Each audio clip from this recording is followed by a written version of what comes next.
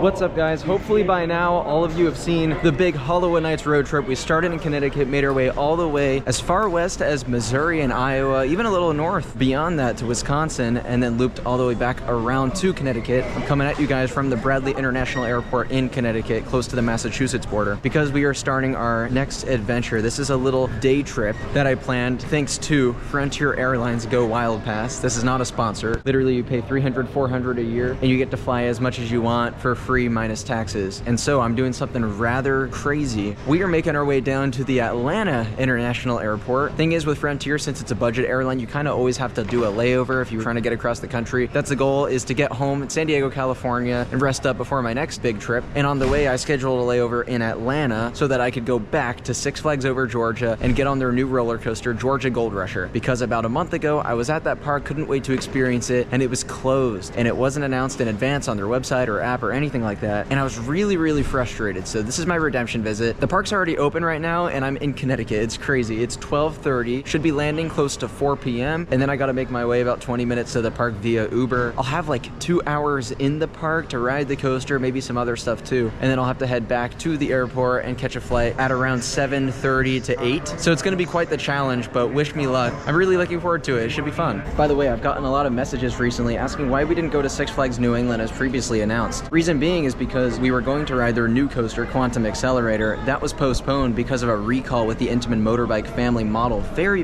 weird. I feel like that's only happened a couple times since I became a coaster enthusiast. In any case, there's always next time, because I'm literally like 15 minutes away from the park right now. It could have been very easy for us to go, but without the new coaster, there wasn't as much incentive for us. In that way, it made even more sense for us to ride Georgia Gold Rusher today, because it makes up for not getting on the other new 2025 roller coaster in the chain. So let's go ahead and get started. Flight's boarding.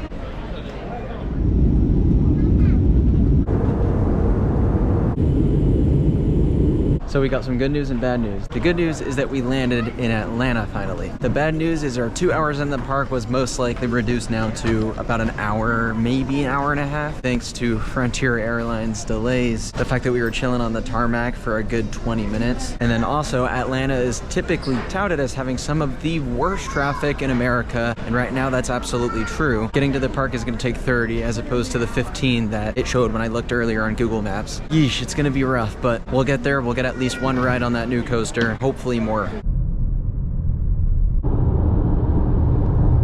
Well, we're here, and I can't believe it after only about a month. Now, if you want a more in-depth Six Flags Over Georgia vlog, I have tons published on the channel already for you guys to go check out. But some quick history on the park. It opened in 1967. It was only the second ever Six Flags park. And this is one they want to expand a lot in the coming years. Ever since Six Flags and Cedar Fair, those two chains merged together, they really have their eyes on this park, and that's why Georgia Gold Rusher happened too. But you'll see a lot more where that came from. So the craziest thing just happened. I pull into the park, 20-minute line to even get in, which was ridiculous. Oh my gosh, guys. I would have like an hour in the park right now, except a miracle has just happened. My flight out of Atlanta tonight was delayed a couple hours, meaning I can actually stay at the park until they close, which is, I think, 3.5 hours, give or take. How amazing is that? Should be able to get several rides on the new coaster now, and maybe even some other rides on my favorites. A note though, it is a Saturday. It's very busy, and also it's super hot too. So I don't know how much I'm gonna really want to do, because this is a park that honestly I don't love. I think the ride lineup is incredible for sure, but I've just never agreed with the way the park was run. It's not a great experience a lot of the time, and if you want proof as to what I'm talking about, check out my last video at Six Flags Over Georgia a month ago. In any case, still a very positive sign for things to come. We're heading back to Georgia Gold Rusher right now. Here it is in all of its glory, and it is running, Georgia Gold Rusher. I can't wait for it. It actually looks fantastic. Love that water effect. That was pretty sick. This opened literally this year, 2025, back in March, and is the world's first Intamin Ultra Surf coaster. So essentially what this is it's like half water ride, half spinning coaster too. Apparently that airtime is supposed to be real sweet, and yeah, it looks like a great ride actually. Spinning looks a lot better now. Essentially what happened is when this opened, the cars were barely rotating at all. Many rides you had a standstill, and I came to find out our visit a month ago, reason this was closed is because they were trying to fix the spinning, which they did. I'm so glad about that, but still, it was a shame that they couldn't announce anything in advance. But hey, it's open now. Line looks pretty long, probably 20-25 minutes, so we'll get on it, but we gotta wait first. Hooray, no closure sign in front of the entrance. A note about this was supposed to open in 2024, before, it was going to be called Georgia Surfer to kind of tie in with Georgia Scorcher, which is another coaster in this park. They had a naming contest, and that's the name that won. Yet after the chains merged, Six Flags and Cedar Fair, it's like they changed their minds. All of a sudden, this was now Georgia Gold Rusher. It would have a repaint and a retheme. Not sure exactly why they made that decision. If anything, it was kind of a little bit of an FU to the fans, but I can't complain too much because this does look really nice in this park. The theming and presentation is pretty good. Like, all this decor does look great. And also, Georgia Surfer didn't really make a whole lot of sense because you can't really surf in Georgia as far as I'm concerned, but whatever. Big fan of all these posters they put up. Like, genuinely with presentation, they did a great job.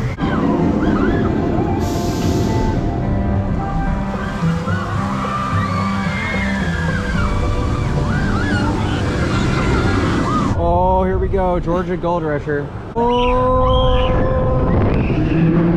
Whoa! Whoa!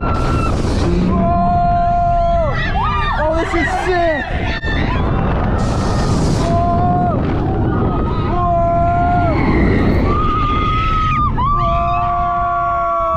Oh my God!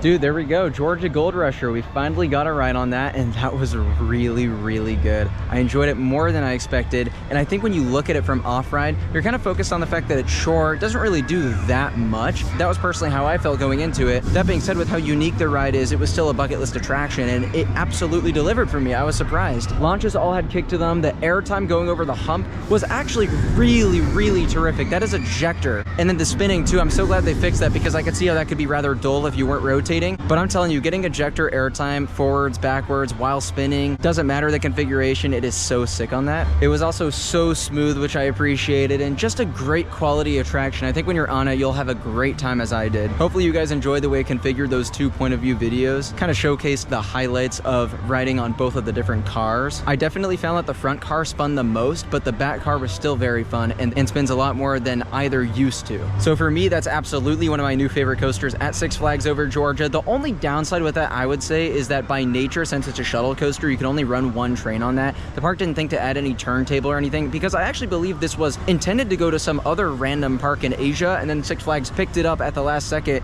and found a cheap new coaster for Six Flags over Georgia. I believe. Don't quote me on that. But the one train does mean that the capacity is rather poor. You're going to be waiting quite a while for it. And then also, I would say, like, the cycle itself could be longer, but then the line would get longer. So in my opinion, the only way to improve that would be a turntable. So that is a shame, but still, I really enjoyed the coaster. It was fantastic. Figured I may as well get a ride on Goliath while I'm here. My favorite coaster in the park. Love this thing. Bolliger and Mabillard's best hyper coaster in North America, in my opinion. Opened in 2006. No mid-course brake run, so it's full throttle the whole way through. There's actually sustained ejector airtime at the end, which you don't see very often on these. I'm gonna grab a quick ride by going up the exit and grabbing any available open seat. If you're a single rider going to an amusement park, at least in the States, I would highly recommend taking advantage and using that strap. There you go. Walked right up to the back row. Oh, hell yeah. Here we go. Woo! Oh! Oh! Woo! It's running really smooth this time. Whoa! Oh! Oh my gosh! Whoa! Oh! Woo! Oh! Oh my god!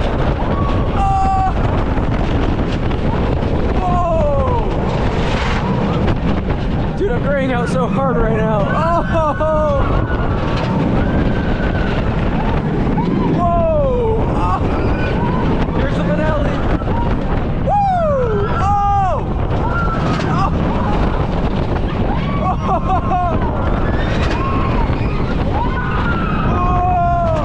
Oh my god! Oh! Oh!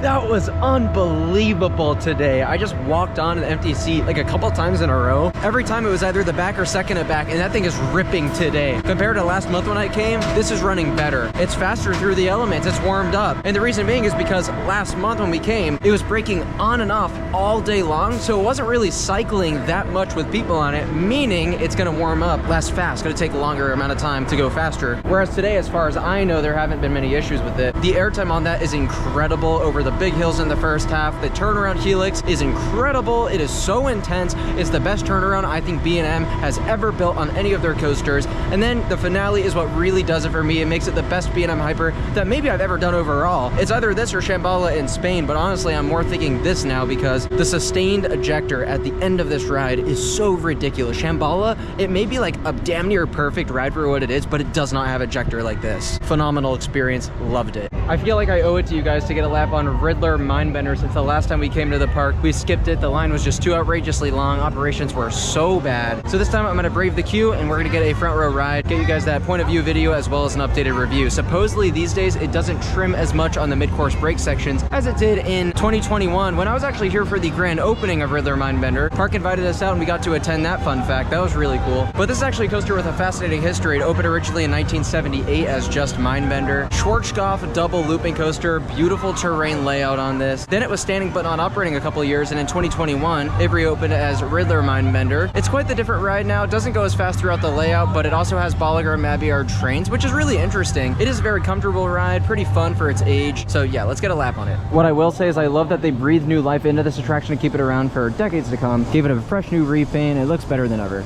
We're on. Oh my god, you guys would never believe how long that took. Someone threw up on the train and it took them like 45 minutes to clean it up and reopen the ride. I forget which park we were at. I think it was Cedar Point with Top Thrill 2. Someone threw up on that and they got it back open in 5 to 10 minutes. I have no idea what's up with these Six Flags parks. It's just after sunset, so the lighting should be just good enough for a POV video. Here we go in Riddler Mindbender in the front row, baby. Oh wow, we get real close to the trees.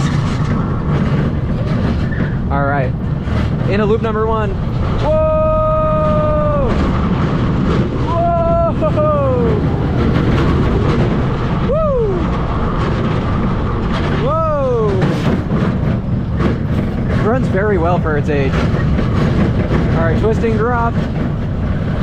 Whoa! Oh!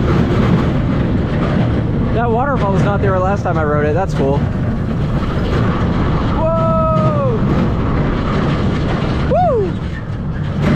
This is where it used to stop me so much back in the day. Let's see. All right, not bad on the trims. Whoa! Second loop. Oh! Woo! Whoa! Okay, that's really fun. Much better than it used to be.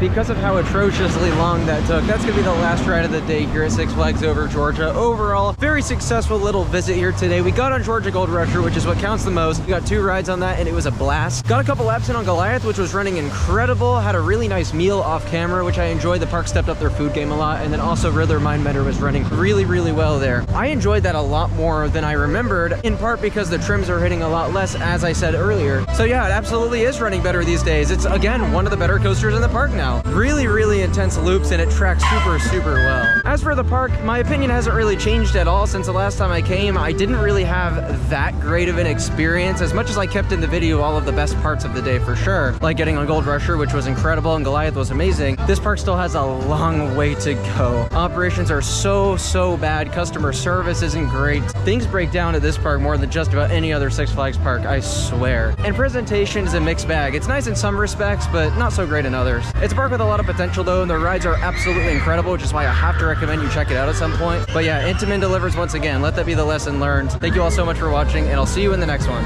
Peace out.